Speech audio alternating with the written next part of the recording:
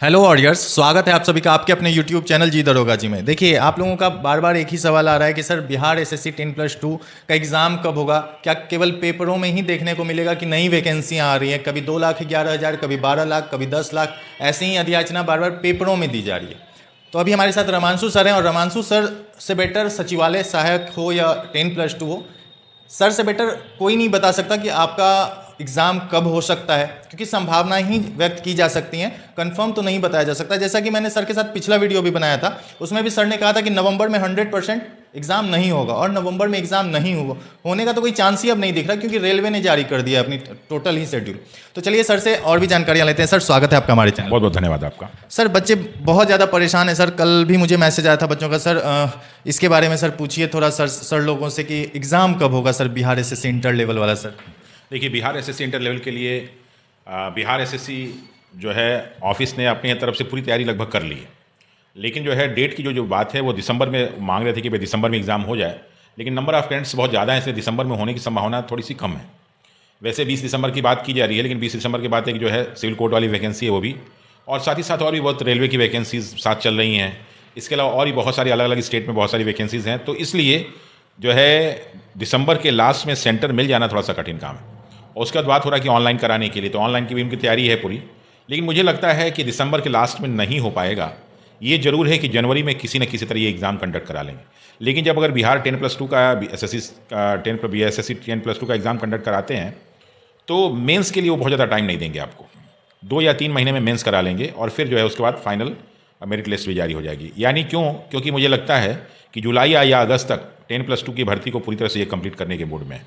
Sir, form भरे हुए 1 साल हो गया, बच्चे इंतजार करते करते अब उनका सब्र टूटने लगा है सर। वो कहीं ना कहीं हिम्मत भी बच्चे हारने लगते हैं कि मैं इस वैकेंसी की तैयारी कर रहा हूँ, और अभी तक कोई नोटिस ये नहीं जारी किया गया कि हाँ आपका ये इस शेड्यूल में एग्जाम हो सकता है। एक सर संभावित तिथि भी जारी की जाए कि हाँ आपका 2 महीने के बाद ही एग्जाम होगा, तो बच्चों में कहीं ना कहीं सर साहस बना रहता है और वो इस एग्जाम को लेकर लगे रहते हैं सर। तो सर ये आप कैसे बोल रहे हैं कि तुरंत मेन्स ले लिया जाएगा? दरअसल क्या है ना कि जो अभी देखिए, तो अक्टूबर में चुनाव होने वाला है, और वर्तमान में सरकार की जो सबसे पहली प्राथमिकता है वो नौकरी को लेके ही है। और वैसे भी मैं आपको बताऊं कि अगर बिहार राज्य की बात करें तो पिछले 1.5-2 साल में जितनी नौकरियां एक राज्य के रूप में बिहार ने दिया, उतना किसी भी भारत के राज्य ने नहीं दिया। अगर हम 2800 राज्य की बात करें तो उसमें नंबर 1 पे बिहार है, और उन्होंने बड़ी बड़ी वैकेंसी दी और उसको फाइनल कराया। अभी जैसे जो है जो 21,000 करीब वो पुलिस वाला था वो भी फाइनल होने वाला है। दरोगा की इतनी सारी वैकेंसीज को उन्होंने कंप्लीट किया। कोरोना काल के बाद 2 वैकेंसीज कंप्लीट इन्होंने कर लिया, और बाकी सब राज्य में ऐसा नहीं है। टीचर की लाखों वैकेंसी इन्होंने कंप्लीट कर लिया। बीपीएससी के जो है 2 फाइनल हो गए, तीसरा जो है होने जा रहा है, और इतनी बड़ी वैकेंसी आ रही है। तो मुझे इन्हीं आधार पर लगता है कि सरकार अपनी प्राथमिकताओं में नंबर 1 पे जो है इन सारी वैकेंसीज को रखी है।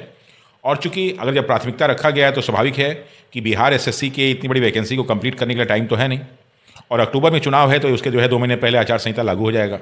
ऐसे कंडीशन में फिर नियुक्तियां हो नहीं पाएंगी, ये लोग नियुक्ति पत्र बांट नहीं पाएंगे। इसलिए इनकी प्लानिंग है कि जुलाई अगस्त में जितनी नियुक्ति पत्र बांट सकते हैं ये लोग बांट दें, क्योंकि उसमें एक बहुत बड़ी वैकेंसी है, तो बहुत सारा वोटर भी उससे प्रभावित होगा। इसी आधार पर मैं ये कह रहा हूँ। और प्लस बिहार एसएससी डिपार्टमेंट से भी जो सूचनाएं निकल के आ रही हैं उसमें भी यही हो रहा है कि सरकार का यह आदेश है कि जल्दी से जल्दी इस एग्ज़ाम को कंडक्ट करा लिया जाए। तो सर जनवरी में एग्ज़ाम संभवतः हो जाएगा? मुझे लगता है कि दिसंबर लास्ट से लेकर जनवरी में जो है एग्ज़ाम की डेट कभी भी फाइनल हो सकती है, और उसकी नोटिस तो मुझे लगता है कि हो सकता है कि छठ के बाद ये आ जाए, तो उसका नोटिस भी छठ के बाद आ जाना चाहिए।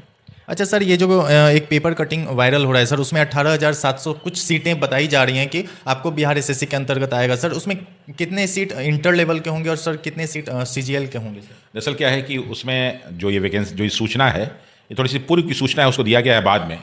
तो उसमें जो बिहार एसएससी की 10+2 की सीटें भरी जा रही हैं वो भी इसमें शामिल है। तो लगभग 13,000 करीब तो वही हो गई, तो बाकी वो 17,770 शायद या 18,770 करीब वो सीटें थी।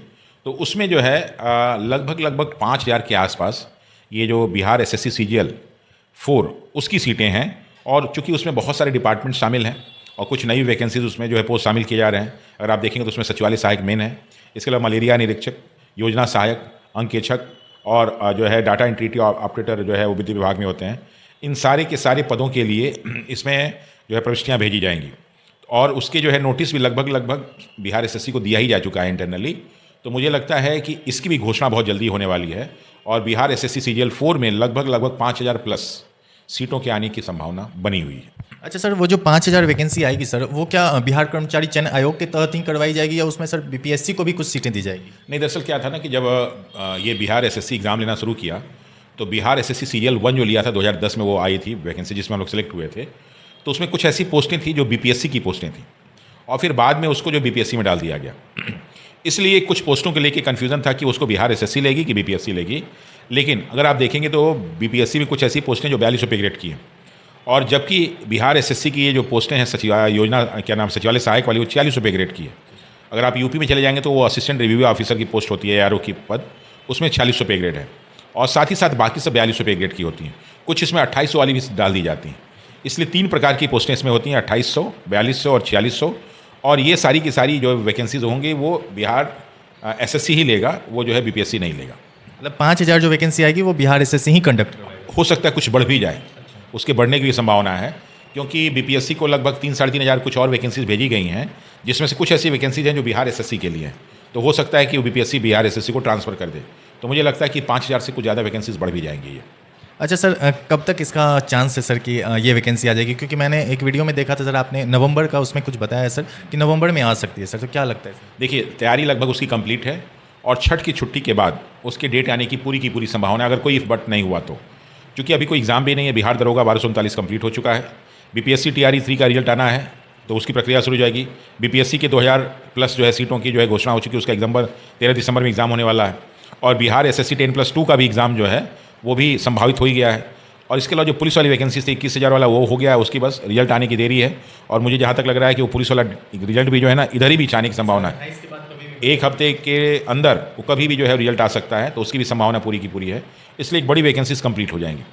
तो इसलिए ये अनुमान लगाया जा रहा है कि छठ की छुट्टी के तुरंत बाद कोई भी डेट हो सकता है, नवंबर में इस जो है पोस्ट की घोषणा की जा सकती है।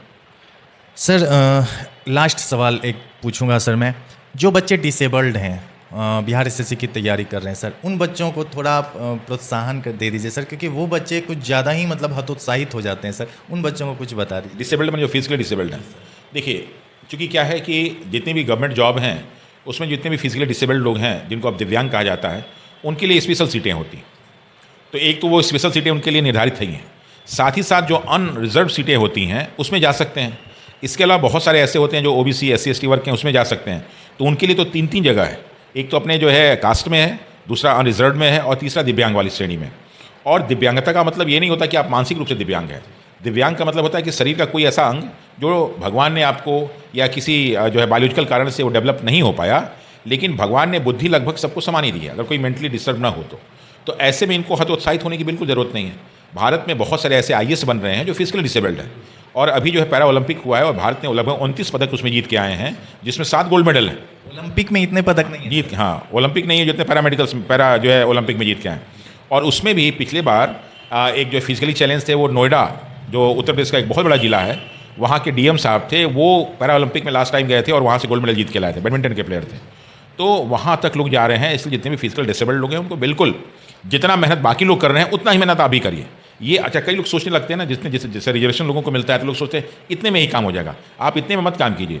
मज़ा तो तब आएगी जब आप फिजिकल डिसेबल्ड होकर अनरिजर्व में नंबर 1 पे पहुँच जाएँ, ताकि लोग कहें कि ये पहले पोजीशन। और भी आप बताऊँ, कल ही मैं न्यूज़ एक पढ़ रहा था कि एक फिजिकली डिसेबल्ड व्यक्ति हैं, वो 4 बार उन्होंने UPSC क्वालिफाई किया, फाइनल सिलेक्शन लिया, लेकिन कुछ जो है तकनीकी कारणों से उनको ज्वाइनिंग नहीं दी जा रही।